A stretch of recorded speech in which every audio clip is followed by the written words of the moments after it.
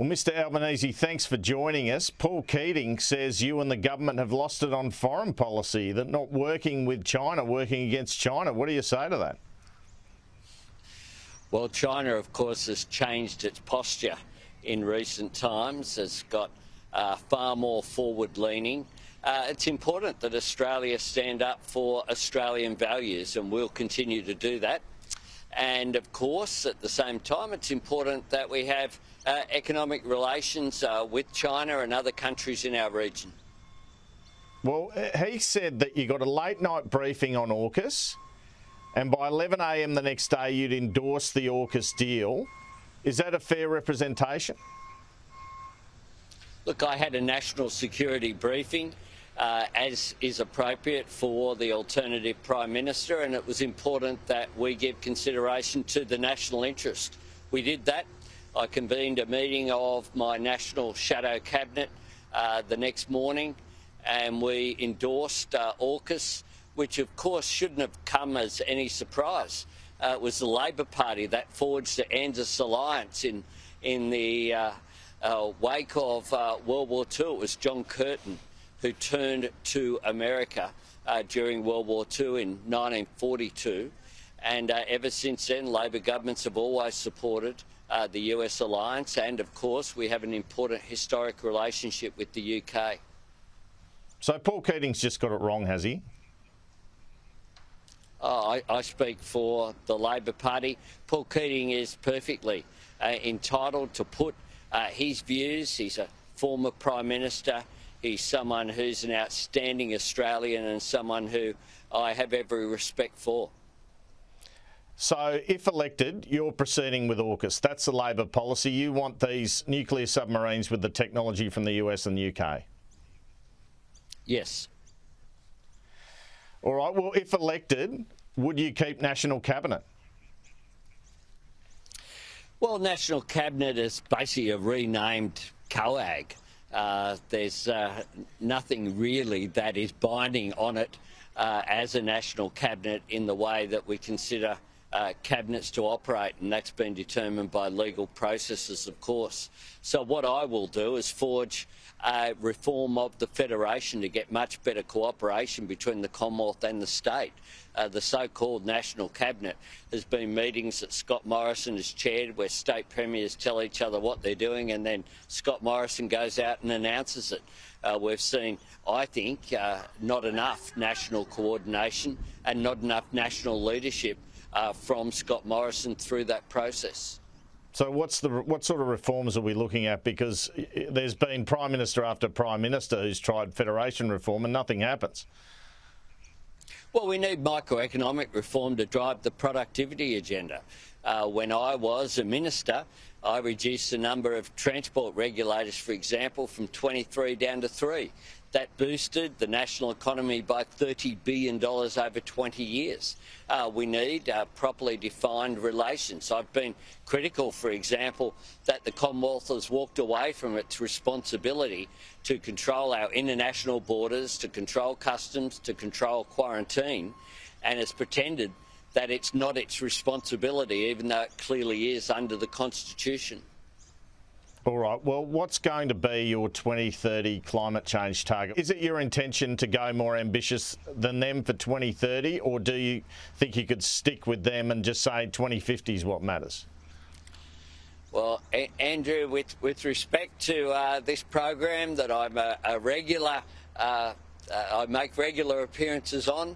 This morning is not when I make our announcement. We do want to see the response finally from what comes out of the Glasgow conference, but we'll make decisions based upon the national interest, because we believe that action on climate change is an opportunity that we should be seizing to grow the economy, to grow jobs, to take advantage of Australia's emerging as a renewable energy superpower. Well, it sounds like you're going with a higher 2030 target. Well, we'll make our announcement down the track, but we'll make it fully informed in a responsible way, which is what you would expect. Okay, just on another subject, the vaccination policy, $300 per person getting vaccinated, is that officially dumped now, and do you admit we didn't need that? No, well, Andrew, the shutdowns that happened as a result of a failure to secure vaccine supply and the low rates of vaccination rates led to billions of dollars being lost in the economy. No, it's a consistent policy. Are you dumping it now? The policy was, Andrew, as you will well recall, that it was applicable up until December the 1st. That was the policy that we had. That was the policy that was announced. Okay, so you won't be offering it. Will you be offering it for boosters? If you get elected, will you offer it for boosters or not? Well, we've never said that we would do that, Andrew. We had a consistent policy about bringing forward vaccination rates. We always said, at a time when Scott Morrison was saying that it wasn't a race, we were saying it was a race. Okay, I just want to get to a couple more things. Will you seek to tax trusts similar to the proposal at the last election? That is a standard minimum tax rate of 30% on those adult beneficiaries family trusts. We have no policy in that area. We'll have policies when we announce them, Andrew. Will you have one in that area? Well, we will have policies when we announce them, Andrew. Well, when is that? We're 7 months out now, so when is that, Mr Albanese? We haven't given any consideration to that. What I said when I became the leader was that we'd lost the election in 2016. We lost the election in 2019. We weren't going to relitigate the past. I'm about the future. We'll have more to say on the economy, on social policy and on environmental policy in the lead up to the election. But what I will also be saying is this government have been in office now for almost a decade.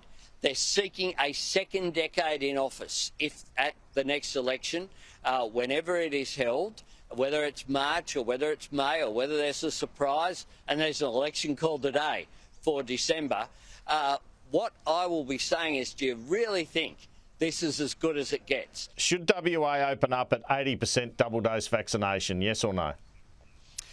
Well, that's a decision for WA. They should open up whenever it's safe to do so, based upon the health advice which is there. I don't want to see any restrictions in place for longer than is necessary, but I recognise the extraordinary job that Mark McGowan has done in keeping West Australians safe. So 90%'s okay if he wants 90% for opening up?